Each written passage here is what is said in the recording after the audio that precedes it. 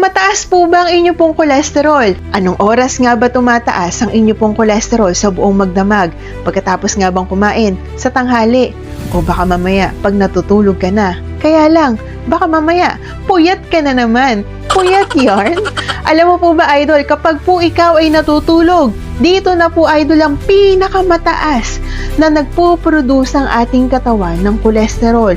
Mapa bad cholesterol man yan, LDL, o mapa HDL man yan, o yung good cholesterol mo. Basta cholesterol, idol, ipoproduce at ipoproduce po yan ng ating pong liver. Ang ating pong liver, ang trabaho niyan ay i-regulate ang ating blood sugar. Yan din po, idol, ang nagdadigest at talagang tumatrabaho sa ating pong mga fats, sa lahat ng cholesterol.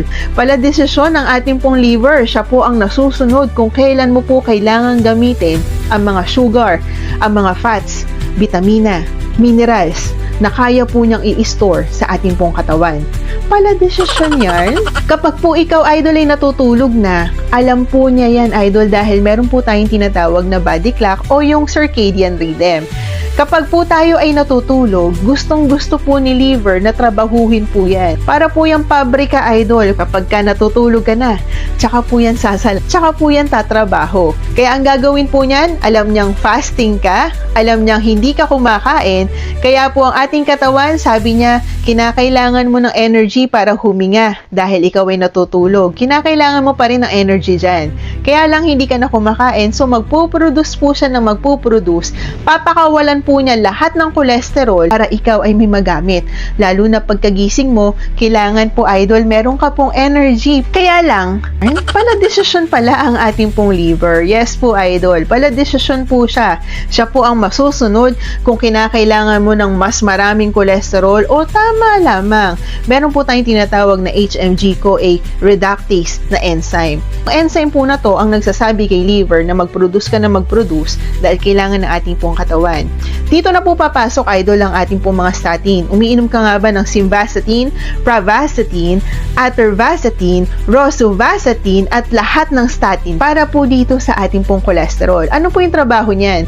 Dahil nga po ito pong si enzyme, sinasabi kay liver na ilabas mo lahat ng cholesterol, ito pong ating statin medication, dito na po siya, idol, magsasabi at haharangan na po niya na mag-produce na mag-release ng enzyme para hindi na po, idol, makapagpalabas ng maraming cholesterol. Napaka-importante po, idol, na inumin po ninyo ang inyo pong statin medication, lalong higit na sa gabi.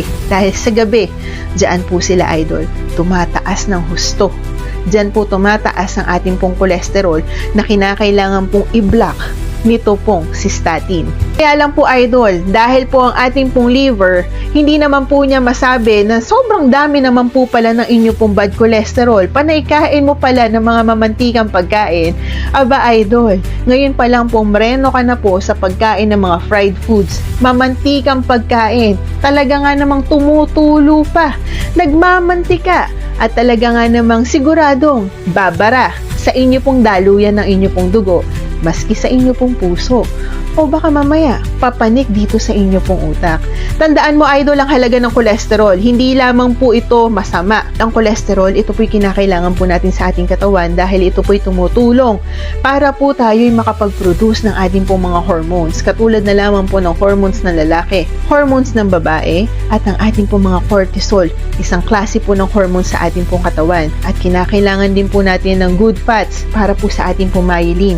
Ito po yung covering para po maprotektahan ng ating pong mga nerves, para po maprotektahan ng ating pong utak, para hindi ka po maging maulyanin o mauulyanin. Hindi ka po, idol, makakalimutin. Kung ikaw ay umiinom po ng mga statin medication, kailangan po may kasama po yung disiplina, kumain ng healthy foods, matulog ng sapat, matulog ka po sa oras, at huwag ka pong magpupuyat dahil pag ikaw ay nagpupuyat, malilito na ang inyong katawan kung kailan nga ba dapat trumabaho at kung kailan nga ba i-release ang mga cholesterol na kinakailangan natin. At kailangan po, huwag ka po magpaka-stress. Mag-exercise at mag-follow up po sa doktor para malaman mo kung mataas na nga ba ang inyo pong cholesterol. Yun lamang po, idol. Please stay happy, stay healthy.